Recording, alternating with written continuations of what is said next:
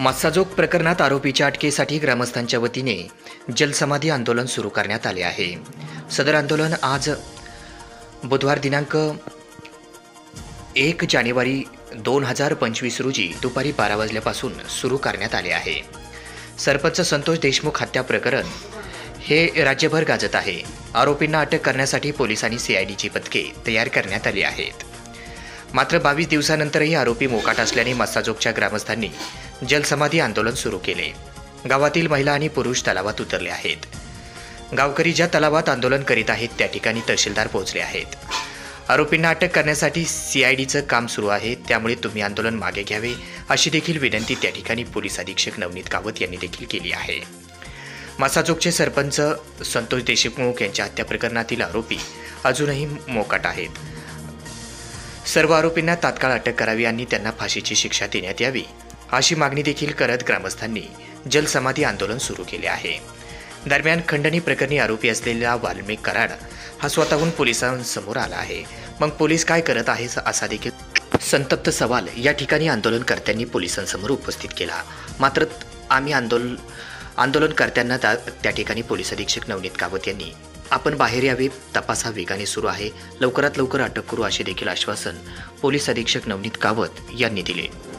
आंदोलकांशी माझी चर्चा झाली। त्यांना आपण मस्साजोग तलावावरून बाहेर काढले। त्यांच्या जे काय इश्यूज होते, अडीअडचणी, त्यांच्या जे काय पोलिसांकडून अपेक्षा आहे त्याच्या बाबतीत त्यांनी मला निवेदनसुद्धा दिलेले आहे।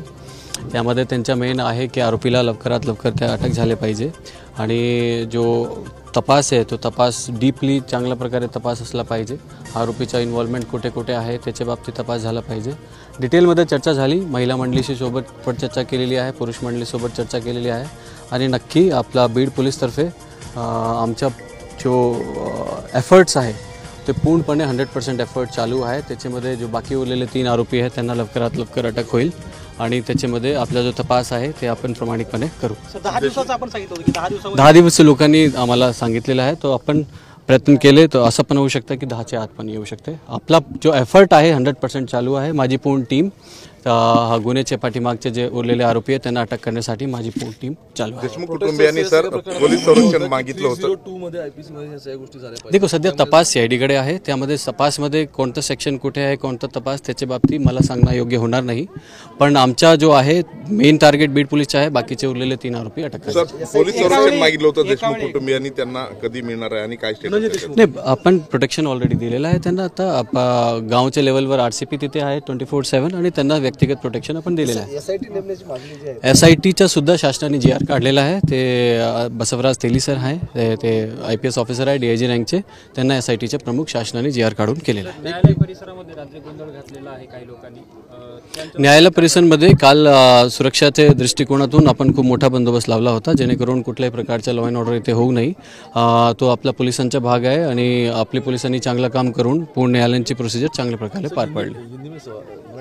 हिंदी में एक सवाल है कि प्रोटेस्टर्स का एग्जैक्टली क्या कहना था और अभी जो उनकी डिमांड है वो क्या पुलिस प्रशासन पूरा करता है? प्रोटेस्टिगेशन में जो बचे हुए आरोपी हैं वो जल्दी से जल्दी अरेस्ट हो जाएं।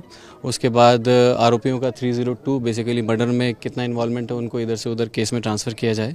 तो इसके लिए हमने उनको क्लैरिफाई किया कि जो इन्वेस्टिगेशन है, जो मर्डर में क्या होना है वो सब इन्वेस्टिगेशन अभी सीआईडी के पास है। बीड पुलिस की तरफ से जो बचे हुए 3 आरोपी हैं जिसको हमें अरेस्ट करना है, उसके लिए हमारा पूरा 100% काम चालू है और इसमें आपको हमारा रिजल्ट जल्दी दिखेगा।